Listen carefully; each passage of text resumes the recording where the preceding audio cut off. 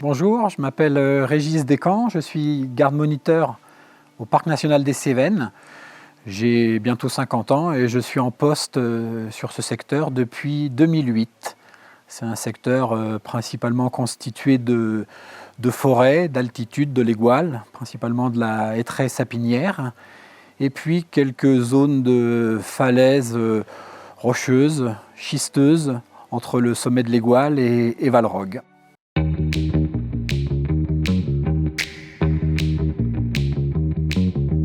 C'est une petite chouette qui a à peu près la taille de la chouette chevêche qu'on rencontre habituellement dans le bocage de nos campagnes.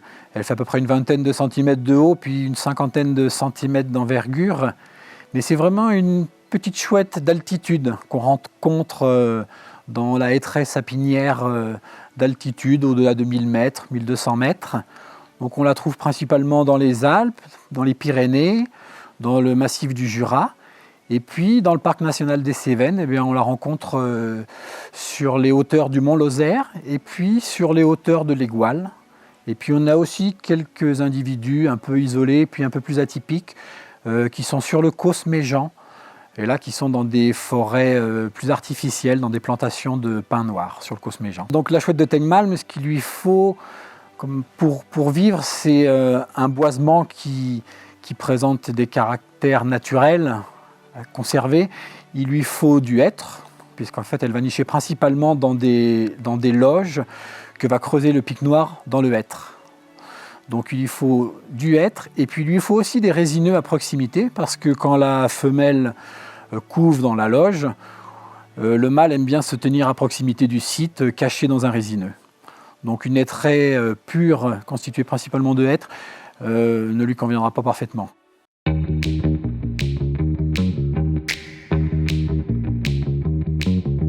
L'objectif de terrain, c'est de connaître très bien la forêt et de repérer tous les arbres à loge, de pic noir ou de piquet pêche, afin de les marquer et afin de les protéger. Donc ensuite, ces arbres à loge, s'ils sont occupés par une petite chouette de Teignmalm pour sa reproduction, donc dans ce cas-là, on aura identifié le site après avoir repéré les mâles chanteurs.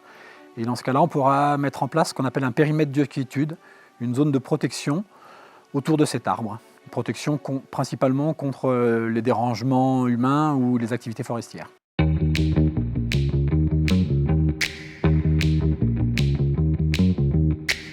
Cette petite chouette de Teignmalm, elle est rare et localisée. On la rencontre dans le Jura, dans les Alpes, dans les Pyrénées, et puis dans le parc national des Cévennes, sur quelques sites d'altitude.